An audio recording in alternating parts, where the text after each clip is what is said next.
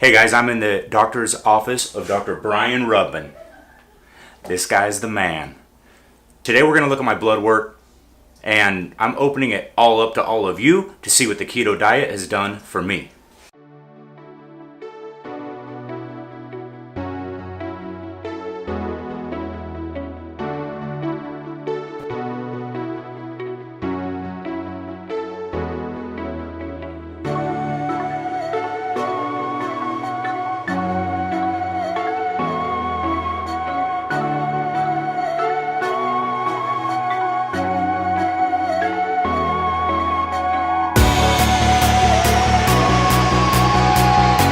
You're going to breathe in and out of the tube. You're not going to let any air seep through your mouth. You're going to cough, sneeze, everything in and out of there, okay? And it's going to get uncomfortable at about 15 minutes.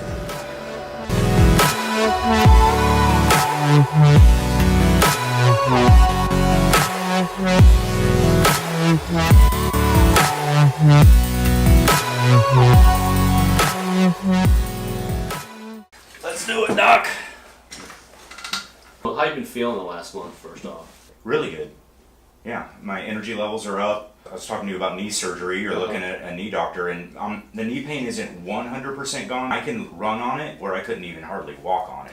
My energy levels, my focus, I mean, almost any measurable that I feel good.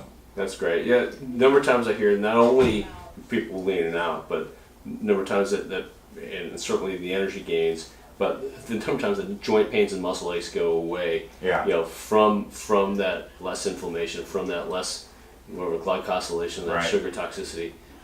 It's pretty incredible.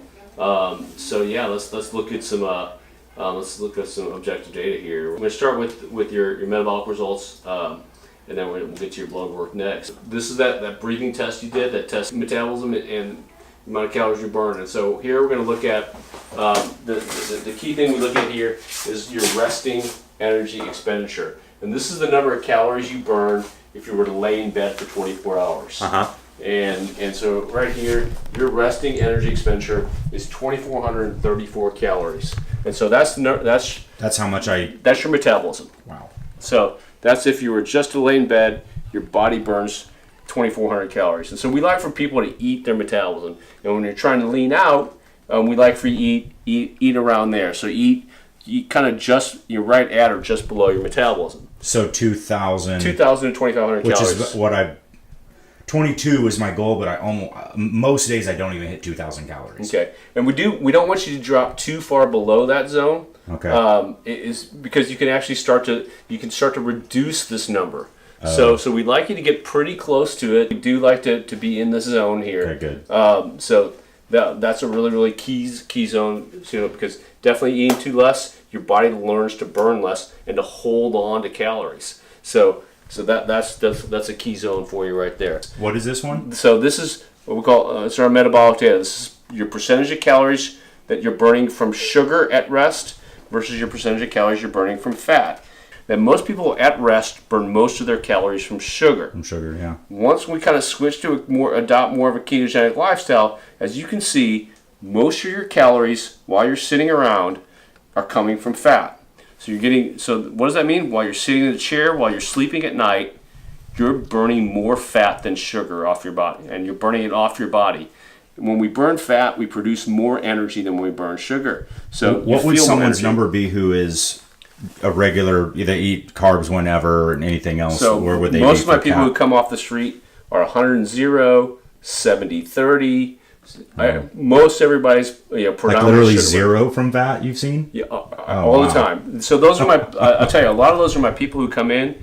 They're my people who are like, look, I'm working out 6 or 7 days a week, and I'm trying to eat the right foods, but nothing's coming off my body.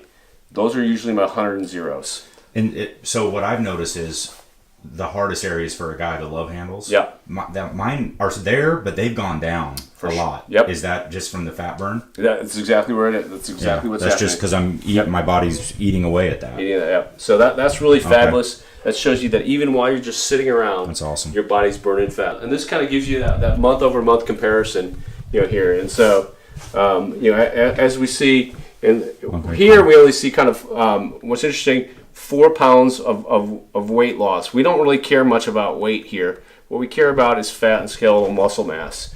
So you went from 246 to 242.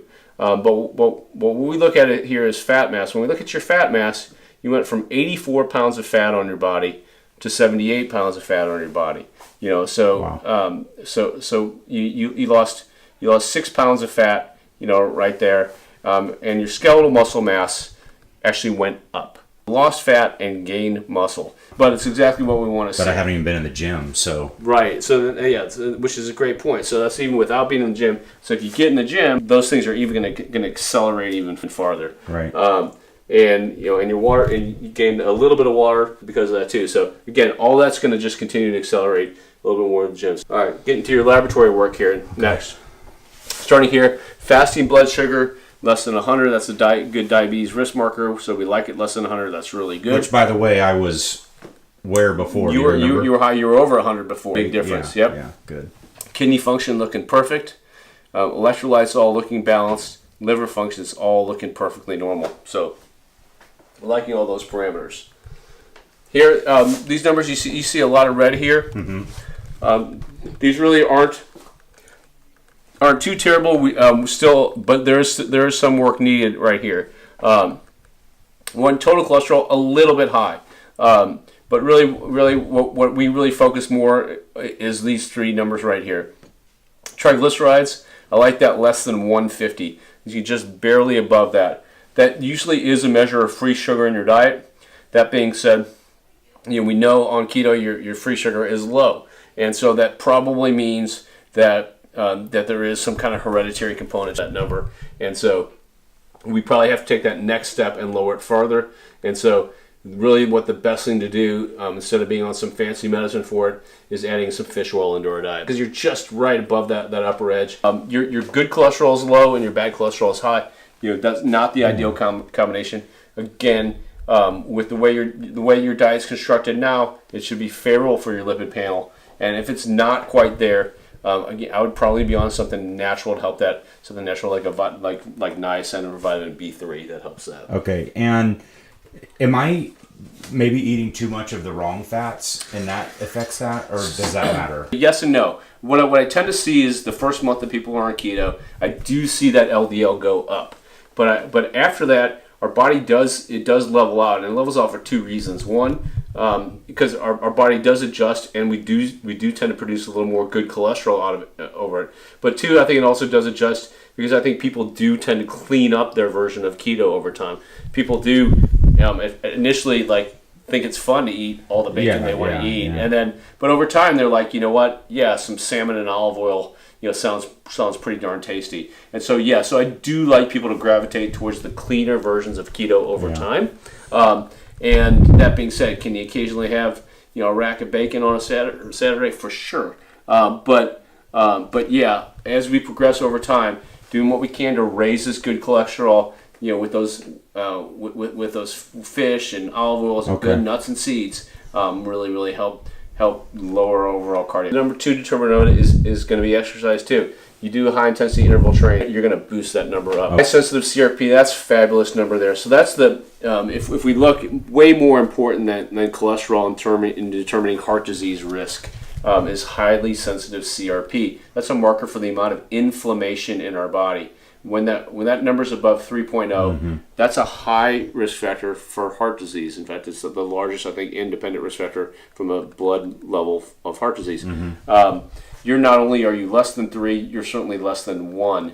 So you're at low risk based upon this inflammation number. Triglycerides actually have improved. All of your cholesterol parameters actually Okay. I thought I got worse. No, they all actually improved. Where am I now with the triglyceride? You're 155. So inflammation is what makes your vessel wall sticky. And so when you have that inflammation, that cholesterol then will stick to it and then cause the heart attack. But if you can have high cholesterol with no stickiness to your wall, and the cholesterol will slide right by. Right. So that's really what that bad combination is. So when this number's low, not a problem. Yeah, some important hormone levels here. Decent level of DHEA when our testosterone's higher, and we'll see yours in a second. Our estrogen level for a man, I like that between 15 and 35. You're exactly on point, right where we want you to be. Ferritin is a storage form for iron in the blood. That's a normal level there. 15 on a folic acid is I would call that normal. Optimal or perfect would be 20. So I'd say we're just shy of perfect on that. Great levels of magnesium, our relaxing repair element in our body. We want that 2.0 and above. All right, guys, you just heard it from the doctor. Keto diet. That was actually 7 weeks of being on keto diet when I did my follow-up exam, got my follow-up blood work, and literally every single number in my body has improved a lot. Dr. Rudds, what do you got to say to the people? Follow his path. It's working. Hey, you don't have to be really, like someone who's real overweight. You follow keto, right? I live my life on it. At least Monday through Friday, I cycle off a little bit. On the weekends, I kind of go a little more paleo. But Monday through Friday, hardcore on it. And I maintain what I do, and really all my parameters look great. You don't have to be overweight, but if you are really overweight, I think it's an amazing way to get yourself back in check and get your health back in order. It's really worked for me.